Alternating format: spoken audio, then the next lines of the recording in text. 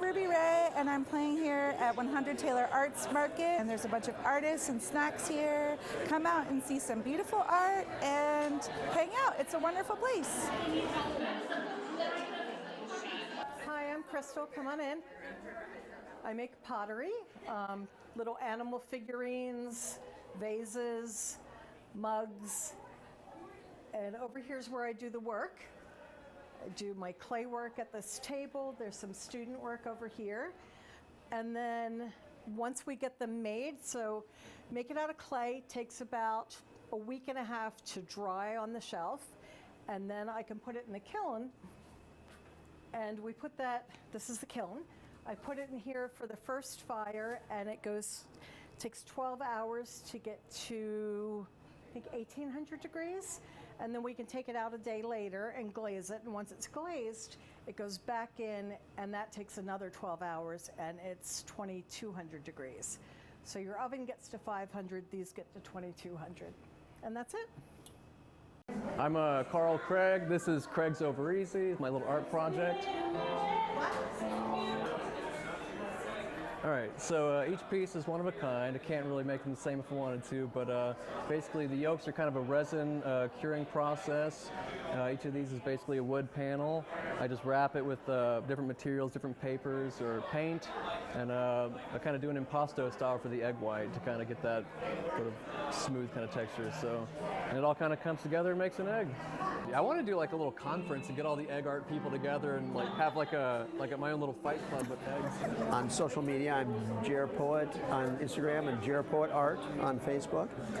And I'm an original artist here in Nashville, Tennessee.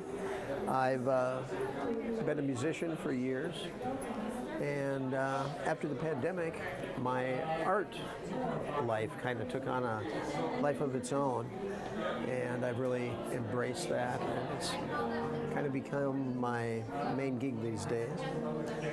And I work mostly in acrylics and watercolor and ink, and I do some collage also. I like to do representative things as well as abstract, and I don't really think about it. I just think about more what I'm trying to express, and that kind of determines what style I go more towards. I really like to be, I'm a pretty fluid, free artist. Pretty loose, I guess, is what I'm looking at.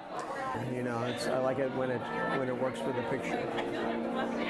Hello, my name is Matthew Cutright, and I am an abstract painter based out of Nashville, Tennessee. And tonight we are here at the 100 Taylor Arts Market. I think it's probably around my 11th or 13th time doing this art market here in Nashville, Tennessee. It's my first of the year, so I'm really excited. I mostly use acrylic and spray paint, and my inspiration, a lot of it, if not most of it, comes from light and color. I used to be a dancer, and what most people don't know if you've never been on stage is when you are on stage, you really only see the lights and maybe 2 rows of the audience. So there's all these lights flashing in your face as you're on stage performing. And I also love music, so you get those light shows from the concerts. So I like to call this the light show in my brain. So the fire kind of comes to that inspiration from light, but also my inspiration from nature, which you can see through some of my more spacier pieces and a couple other subtle things that might remind you of water. But I fondly call this Bridget because I also am obsessed with mythology. So this is named after a fire goddess. And you can definitely see a little bit more of my light show inspiration and subtleties with this wonderful piece here. It began because I wanted to play with orange and pink because I always think they look really well together, but they can also be quite intense together. So I wanted to take my circular neon style, take those colors and see what I can do with it.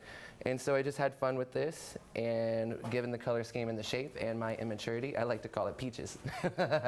Because painting is a very emotional thing. You have to be into it, you have to care about it. And so I also have this piece, which goes back to a lot of my Jackson Pollock inspiration. And it's really funny because at this art market, people have said it looks very happy, and I was definitely not happy when I did it. I was not in a good mood. I was angry at a lot of things, and I had a day off, and I just wanted to take it out on a canvas.